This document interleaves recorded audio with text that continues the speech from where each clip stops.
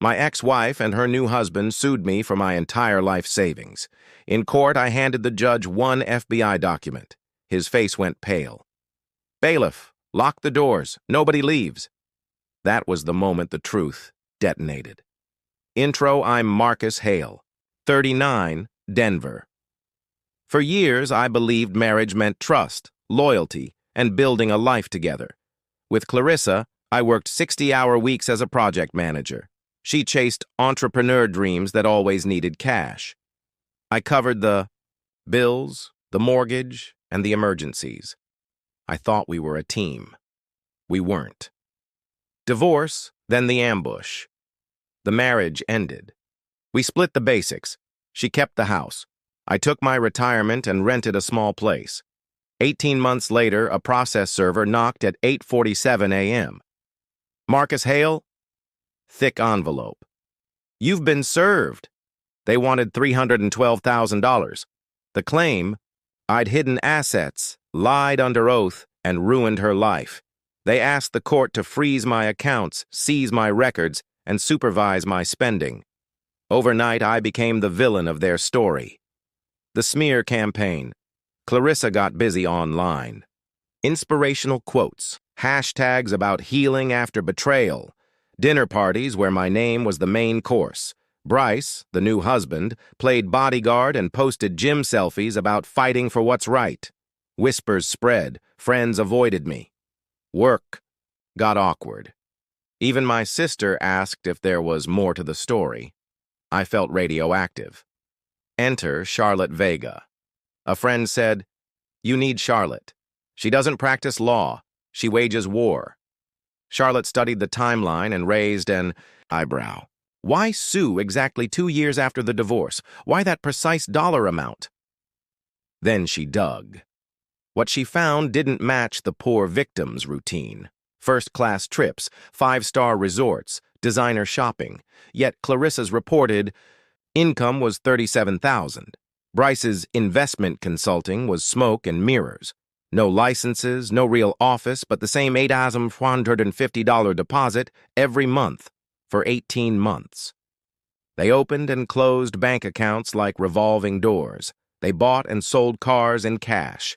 And Clarissa had a new hobby: volunteering at senior centers, getting close to wealthy, recently widowed retirees who suddenly made portfolio changes with Bryce's advice. "This looks like a scam," Charlotte said, "and your lawsuit may be camouflage." Trial Week 1. Jefferson County Courthouse. Judge Morrison, stone-faced. Opposing counsel Randall Cross, slick, theatrical, and loud. Cross painted me as a mastermind, secret accounts, hidden investments, a man living small to look broke. Clarissa took the stand in a Navy victim dress and cried on cue. Bryce swore I'd threatened them, no proof. Big performance. Some jurors were buying it. The call mid-trial, Charlotte's phone buzzed. Her face changed. "Marcus, sit down, harder." A folder slid across the table. Federal letterhead, 8 months of FBI work, a multi-state fraud ring, elderly victims, shell companies, fake funds, and in surveillance photos, Clarissa and Bryce. The kicker. Several fraudulent accounts opened in my name. They'd been using my identity as the perfect fall guy. "The FBI arrests are scheduled for tomorrow," Charlotte said, "in our courtroom." The detonation.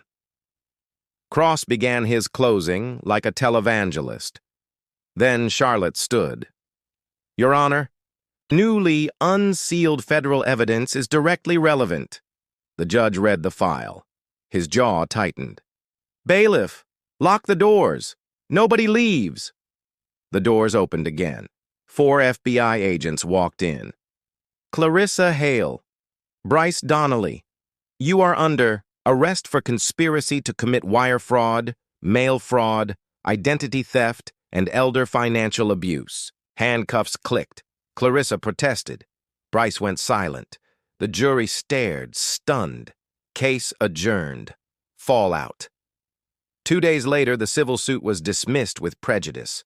Prosecutors froze assets, house, cars, jewelry, art. News crews ran with it. Couple arrested during their own lawsuit. Agent Sarah Mitchell briefed me. 23 confirmed victims so far, losses near 3 million and rising. It began with a 93-year-old retired teacher, Dorothy Chun, who reported a guaranteed bond fund that didn't exist. Bryce flipped first, traded testimony for time. He mapped the playbook: senior centers, forged credentials, fake websites, burner numbers, staged institutions. He explained how they used my clean credit and social security number to create entities and accounts, ready to blame me if the scheme cracked. Clarissa held out, then pleaded when the digital trail landed. Sentences: Bryce, 14 years. Clarissa, 11, restitution for every victim plus identity theft damages to me. They will owe for a very long time. Recovery. The case ended, but the quiet felt strange. Therapy helped. So did apologies from people who'd believed the lies. My sister's call mattered most. You were right, Marcus. I'm sorry. I kept my finances simple and transparent. No more blind trust. Trust with boundaries only. Then something unexpected happened. Victims of fraud started reaching out.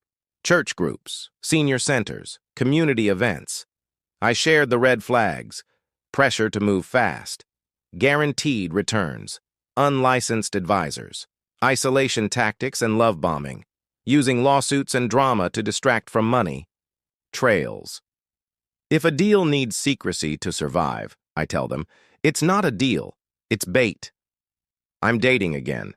Her name is Sarah.